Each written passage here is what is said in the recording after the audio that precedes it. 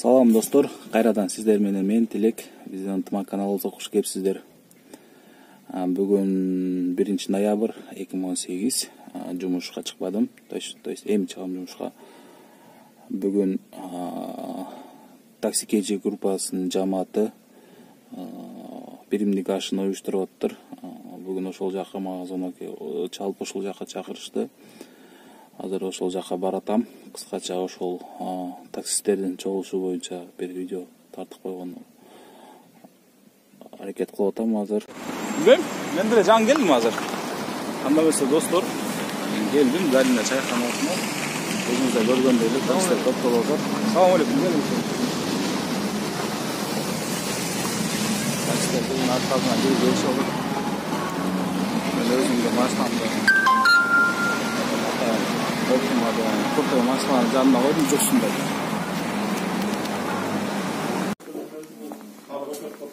Turayla gelin mi? Assalamu alaikum.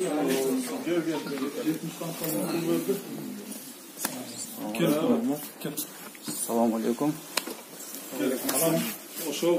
Ситуация болған жерде подъездегі немен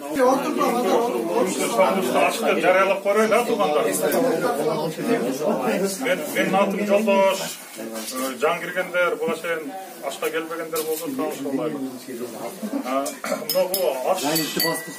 Аш қылып атауыз, шоғылып атауыз, ұшының мақсаты бізде. Баяғындай ақшауыз көйіп, баш болып, gelip çoğulu aş yaşamız. Bizim maksatımız mı? Kalada, birazın yerinde duruyoruz. Allah'a amanatız. Yerdeşler, mekendeşlerden ıntımaktığı da bizim maksatımız o şol. Anan arganda kıyın işler bolup atat, ısık suuktар bolup atat. Kırgızstan'dan her burçundan, Jet oblasından gelsek dağı, mına yerde tikebizden tik turup, sen o yaktan geldin, men bu yaktan geldim de bölünböy, bardığımız çoğulu тергелік қылып атабыз. Анан ошо себептен улам мен бир дастарханда даам сызып дегендей.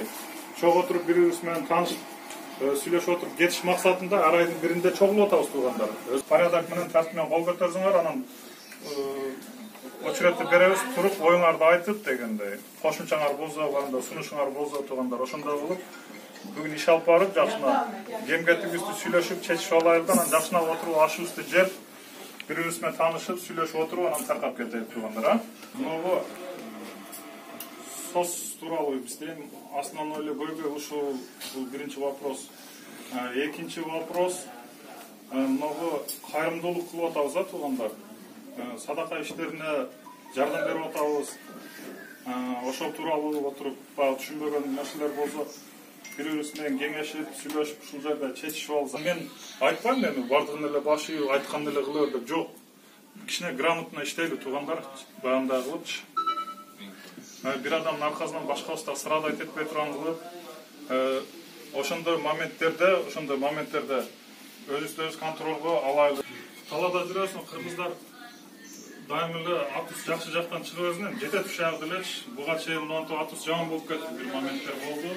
Kırgızlar bunday olup ketти, Kırgızlar birinde tingip ketти, muştaşıp ketти. Oşondoy жаманаттылыктан алыс болуш үчүн давайте жигиттер өзүбүз түйүз, таза, баягындай ровный алып жүргөнгө аракет кылайлы. Силерден бир сураныч ошол. Өтө абайлап иштейли. Ата-энебиздин астына, бала-чагабыздын астына, бир туугандарыбыздын астына аман-эсен жетейли да. Ошонун айла амалын издейли. Ар кандай кырсыктан, жанагындай бир жала доодон кандай болгон күндө айланып өтүп, туған уруктун бала-чаканын астына кандай жетип барабыз. Кеп ошондо да. Анан кийин мына жерде арабызда бизде өтө курч жигиттерибиз бар. Өтө өткүр. Жини келип турат да ушундай. Мен азыр барып жанчы берем, мен азыр барып мантөрөм депчи. Силерге айтар сөзүм жигиттер, ошондой моменттерде өзүңөрдү кармап дегенде бизде андай статус жок. Бирөөлөрдү апарып баягындай кылып берем. Mayli başkalar kılsın, gelir momentde ança nersenin mima duşu getiremiz. Bizim maksat, biröydün arabızda жүрген bir tuğanızda biröge töylетip koyboş. Oşonun janında karam bolup turuş. Andan naragına biz öte albayız. Biz ramkanın içinde ele işteybiz. Mıyzam çeginde, ramkanın içinde, andan sırtkары лишний баягындай иштерди кылып, өзүбүздүн атыбызды жаман кылбайбыз. Кыргыз эли өзү негизи эле баягы коймунебиз, жоош, момун калып келебиз. бирок бир момент келип калат, ответин, конечно, беребиз. Бирок ошого өтө жаман жагын ашыра бербей, чектин ичинде, рамканын ичинде иштейли туугандар. Кошумчаңар барбы? Кошумчаңар болсо, сүйлөй тургандар болсо, туруп сүйлөп, же мына жерде мындай кылат элек дегендер болсо, айтсаңар болот. Туруп сүйлөй бергиле. Нурлан, кошумчаң барбы? Өтө мусат болот. Эч ким команда бербей койбойт. Бүт жаш балдар балаларбыз. Деги вообще бизди көпчүлүкпүз. Бизди угрожать этип атат. Эгер ошол жерден кое берсек, шолкобадабы? Кое берсек, ал булар ушундай экенде, ага кийим ачмады. Төңкөлүк жаап кеткенде же? Ага чейин. Ал жаш балдар экен. Не кылат? Кайка машинага салып алганбыз. Эси калып барабыз, эч ким сагып барабыз келди. Кайка болду, шаардан чыгып кетти. Ниле тура жол сдавать эч керекмин, Сдавать эткен эч Ошону мен кечиресиңер, ошо сос тууралуу постоянно карап турам да. Мен өзүм предложениямды сунуштап берем, сунуштап. Бу жерде бир 10 бала активно караш керек да ошол нерсеничи. 10 бала болбосо 5 бала. Алардын колуна жана телефон деле бар, приложение, рациялар. Ошо ар бир орус тилден жакшылардын постоянно рация коюш керек. Чыктуу сакалчамда, подозрительный көрүнүү, рацияны включать этип коюп, биякта жана ошо модератор деп коет да, ошо биякта бригадирлер сүйлөп турат. Короче, груз веси биякка направление биякка ушундай баратат деп, мындай сүйлөп турган уккан эле жанагылар кой. Баарын биякта поддержкалар бар экен деп. Лично сайылбайт да ошолор. Ошо нерсени уюштуруш керек бу жерде. Алдын ала мен ошону предотвращать керек да.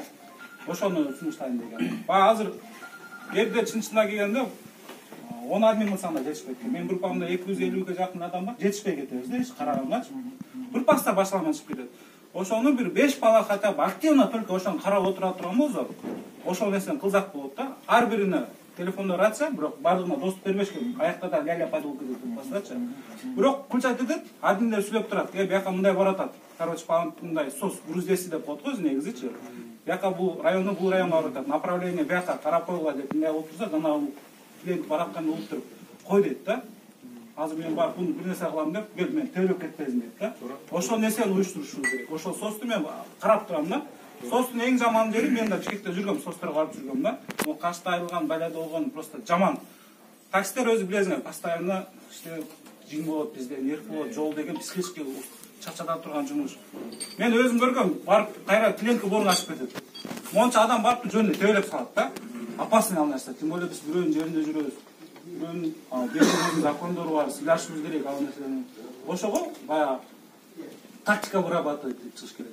Ошол соско барган балдар дагы баргандан мисалы мени бирөөнүн жөнүнө алыстан эле шокеринде парс этип отурган го, жана машинанын ичиндеги өзү эле кой айланайын дейт да сразу элечи. Аны балким жашыраак бала батыр болуп чыгып, аны сайып койсо, анын астында жоопкерчилик да бар да. Ошолордун нерсени тактика выработка кылып чыгыш керек. Өзү менин предложением ошол да. Именно бун включать этсең, клиенттер анча-мынча коркушу мүмкүн. Именно ошо подозрительный случайда отурду, өзү билесиз демичи. Секин телефон аласың, рацияны включать этип койсуң. Угат аяктанчы, тиги барат угат, кой айланайын дейт да бул дагы. Ошону кылыш керек да. Атка бу жерде азыр мен карап отурам, кызычуу чыгып кетет, масса любой жердечи. Эртең барып туруп, балким бир известный бирөөнүн баласын салып койсок, кыргыздар жаман болуп кетебиз бу жердечи. Ошого абайлаш керек да. Ошо менин сунушум. Жанагы главный роль ким бул? Бул баягы сос болгон бала. Ошол грамотно жөнөтүп коюш керек. А конечный адрестечи. Ана админи боло, обычный бала боло группадачы. Ошол карадыбы сразу звонить этип чыгышат. Геоданный деп бар возможность видео жазса болот. Любой нерсе кылса болот да. Ошо админдер күтө берет, өзүңөр да кылса болот. Геоданный удобный. Ошол жанында ким жүрөт, ошо баарга чалып чыкса болот. Кетсе бир 2-3 мүнөт керек. Убакчы. Чалып ошолорду эле жөнөтүшөт ошол жагачы. Ситуация курч болуп кетти. Дальний уже алыстабарды чыгышат полностью. Кече көрүңөрбү 80-90 адам чогулду. Где-то 80 адам чогулду. Шолковский. Курч болуп кеткенде уже баары барышты. Ошол үчүн сос 1 бар, сос 2 бар, сос 3 бар. Сос 1де, сос 2де, сос 3дө үчөөдө дагы балдар бар. Кроме админдерденчи. Коп коебуз биз балдарды, активно катышкан балдардычы. Соско барып, неме кылып жүрүп. Ошол коп коебуз. Сос 1де сос болду, сос 1ден сос 2, сос 3кө жөнөтүп коет. Жана конечный адрести. Всё.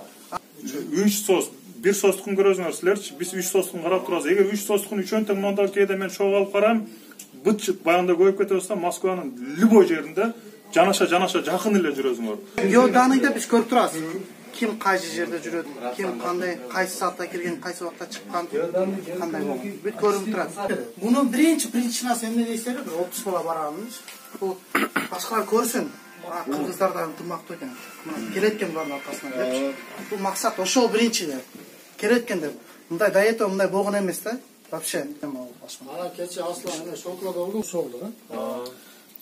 Жаңа эме сакалсында бир 15-20. Жерде жаш балдар көрдүң ба? Ушундай айт десең уже кичине бир эки эме урушан болуп кетти. Болду. Давай десең эле уже о жерде жеп таштап өттө. Не только алар эмес. Машиналар бар, башка оштар жүрөт. Эми чоң эме болуп кетет. Масса болуп кетет да. Ошого порядок керек. Ошондой малда эч кандай урганга шашпай эле, как положено, сос болгон адам точно правильно жасын. Пускай ал жерде 10-15 адамбыз. 5-6 свидетель болуп, үстүнө бир жак ура албасак да, бир жагынан аларга эме өлчүбүз керек да. Анан азыр эми теманы Арслан баягы вопростор боюнча бурайлы да. Жанагы видеолор тууралуу туурабы? Эң туура вопрос. Туурабызбы? Давай теманы баштайлы. Подробно айтып берсеңиз, канча иштейбиз, канча калат? Мындай да. Мен жакын досторум бар. Алар айына 80 миң, 70 миң табат экен стройгадачы. Арслан досу мен стажым 1 жылда дейт. Айдаган билбейм, мен кирейинчи таксиге. Эмнеге десем 40 миң табасыңар экен жумасына дейт. Так, эсептесек 160 миң иштейсиңер экен айына дейт. На 2 раза больше дейт. Мен айттым досум, чын айтсам мен комфорт машина. Мен жумасына 20 миң табам дедим. Жумасына 20 миң, 25 миң. От силы. Штраф бар анын ичинде. Анын ичинде мойка бар, бензин бар, процент бар, тамак-самак. Үйгө да тамак кересиң бир нерсе. Ошол менен 20 миң, 25 миң калса айтып бактылуусуң.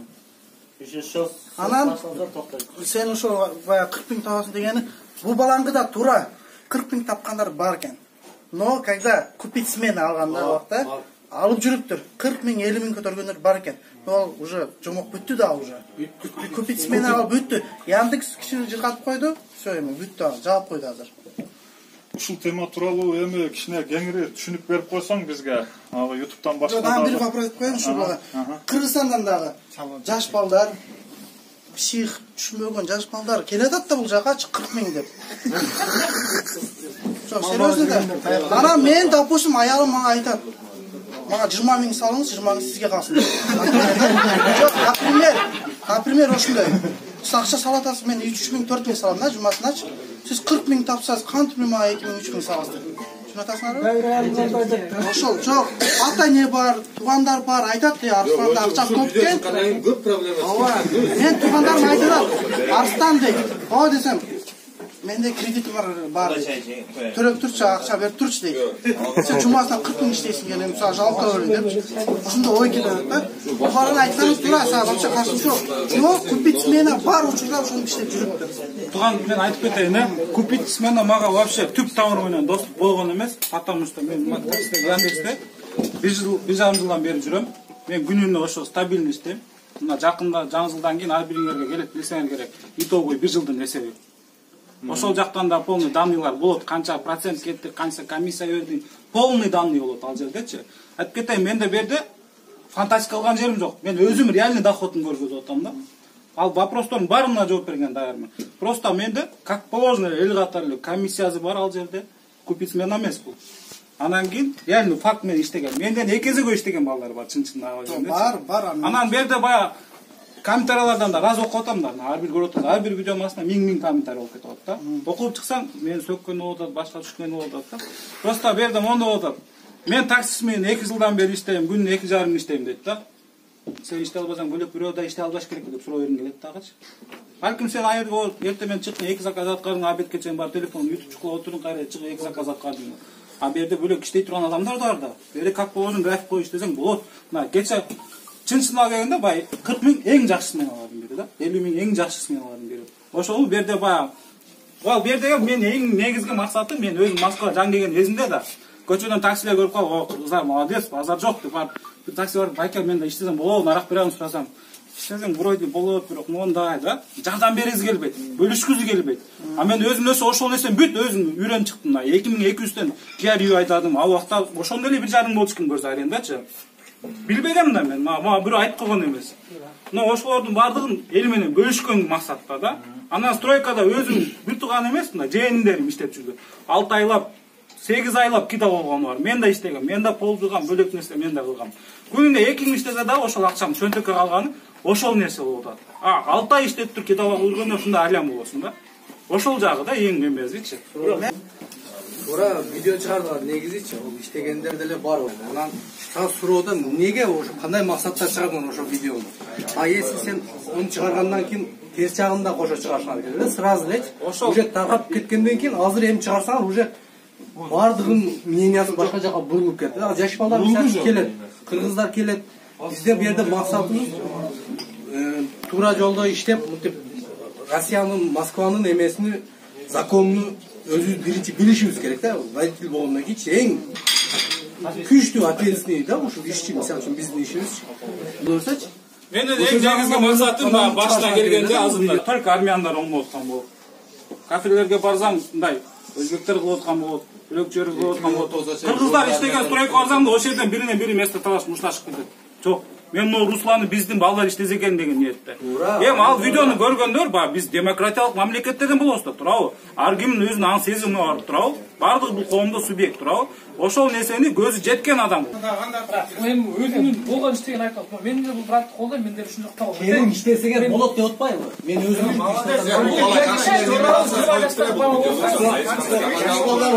негизич. Анан азыр эми жанагы Руслан берген бияктан чыгып аткан вопросторго четко өзү жооп берип койсун туугандар. Анан аш келип калды, анан секин тамакка отурайлык, а? Анан азыр ар ким ар жерден вопрос задавать эте бере турган болсок, уже баягындай болот да. Бул уже туура эмес болуп калат. Азыр эми сөздүн төркүнүн түшүндү, азыр сөздүн төркүнүн түшүндү, вопростун төркүнүн түшүндү, жооп берип кое берсин. Анан секин ашка отурайлык туугандар, а? Анан сунушун силердин видеоңор баары көрүп калдым. Подписчиңер көбөйдү. Азыр сени суранычы бир видео кылып туруп мындай.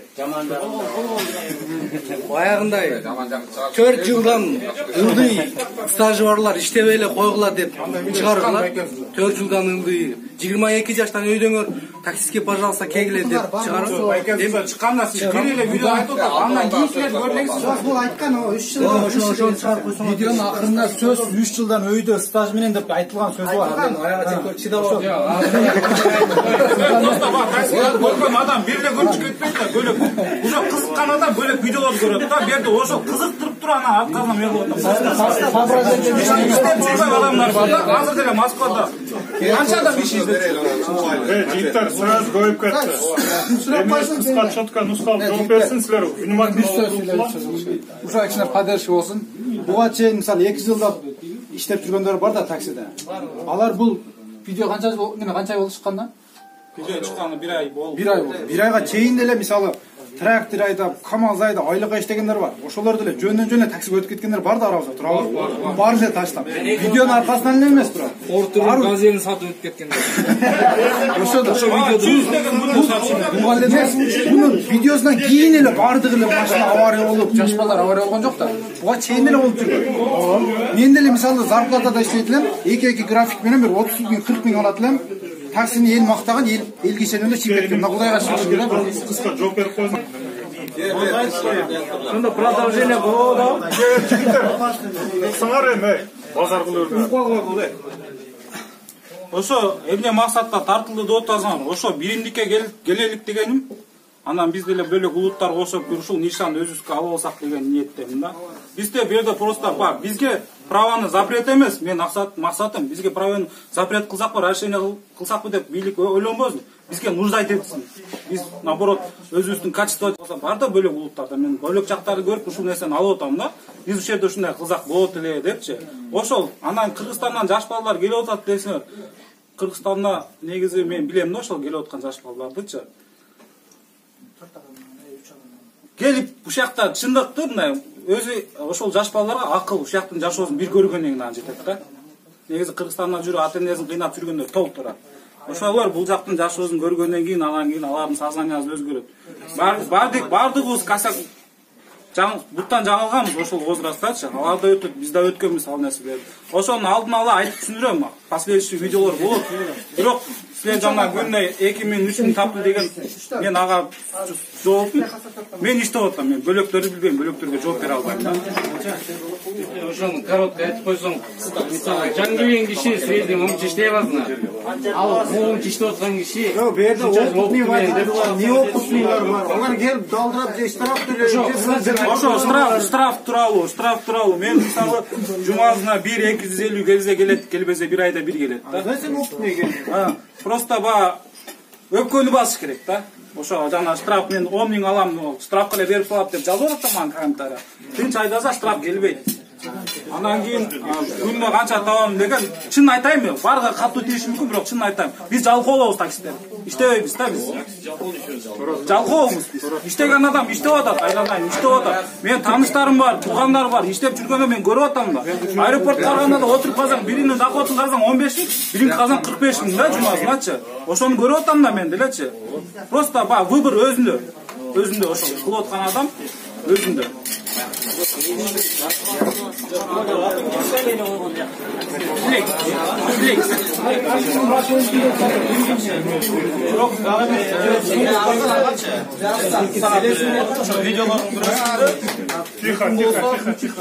Жаңы таксиге кирип аткан адамдарга, балдаргачы ишти кантип туура алып барыш керек башында. Мисалы клиентке кандай мамиле кылыш керек? Ошол жөнүндө да бир инструкцияга өтүп койсоң жакшы болмок да. Менин өзүмдүн эле бир досторумдун ичинде жөн эле келип туруп таксини баштап блокко түшүп калгандар бар да. Себеби алардан чоңуштум да. Келет дагы көңүлүнө жакпай калса түшүрүп салат, же болбосо клиенттичи. Же урушуп кетет, мушташып кетет, ушундай болот да. Андан кийин бир досум келди, өзүнүн классташым. Мен ага үйрөттүм да. Клиентке моундай мамиле кыл. Спасибо деп акырында айтып кой, оценка койдур депчи. Ал жакшы азыр. Оценкасы 5 болуп иштеп атат. Ошо сунушуп, ушундай дагы бир эмени видео кылып койсоң жакшы болмок да. Себеби иштегенде туура иштеп баштап, баягы рейтинг көтөрүлүп, нормально иштеп. Ушул кратка мен сөз кошуп коюшу бар. Жаш балдар азырында 18-19 жаш немелер. Ушу таксиге ишке чыкканда биринчи ошондо байка айтып атат. Ушул тууралуу бир эки сөз кошуп коелу депчи. Биринчиден ушу таксиде отурганда, биринчиден өзүңөрдү жакшы культурна карагыла. Жуугула, чачыңарды кыскарткыла. Жо чыне 12 саат, 13 саат жүрөсүңөр дагы жанан эртеси да ишке калып кетесиңер. Алиги орустар берде, шаардагы орустарчы таксиге отурганда жагымсыз жырчыттана туру. Ошондой нерсе биринчи очередте тазалык тарагыла. Анан машинаңарды да таза кармагыла. Бекер отурган малыңарды Яндекстечи ПДД деген эме бар, ошодан ачып карасаңарчы правилалар бар. Бекер отурганда кечке видео көргөндөн көрө ошол нерселерди көргүлө.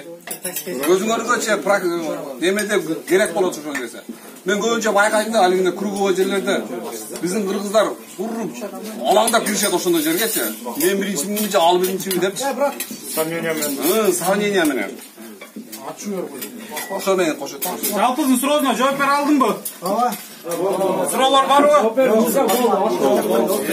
Яндексте процент канча дейт? Көп. Жыйынтыктап коерели, а? Рахмат сага монтип келип, биздин шагып сындырбай деген бирок өтүнүштү аткарып, суроолорубузга кээ бир биз түшүнбөгөн нерселерге жооп бердиң. Кудай кааласа мындан аркада сен менен совместно иштешип, мындай бир кеңеш турабызбы деп ойлойм. Анан сага ушу мен лично өзүмдүн дагы бир сунуш, могу кийинки муунду жаш балдар келип атат деп атпайсызбы? Ошолорду мына жакта бирөөнүн жеринде өзүбүздү кандай алып жүрөбүз? Мыналардын закондорун дагы кичине сыйлап коюшубуз керек. Бул тууралуу дагы эч жерде көрбөйсүң да. Ушул тууралуу дагы мындай көрсөтмөлөр берип кетсең. Ой, сөзү сени колдойбуз да. Анан биз негизи ишин жаман эмес. Кыргызстанда койт бир блогер чыгарды. Биз поддерживаем. Жок да блогер. Вообще жок Москвада блогер. Азамат бар, азамат. Кайсы азамат? Блогер ошондой көрдүм. Анан ишиңе ийгилик кылабыз эми. Рахмат байке, силер да мен эми көргөнүмө кубанычтамын негизичи. Кел, onu aşımıza kaldı. Героин алган болот. Марат Исаев келиптир, карап койгула. Ошолор бир болчу алат. Салам алейкум.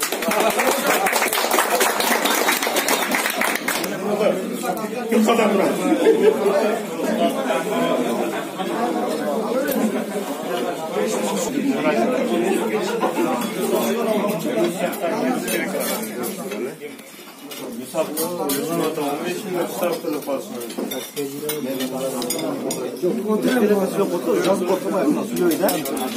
өткөндө кесек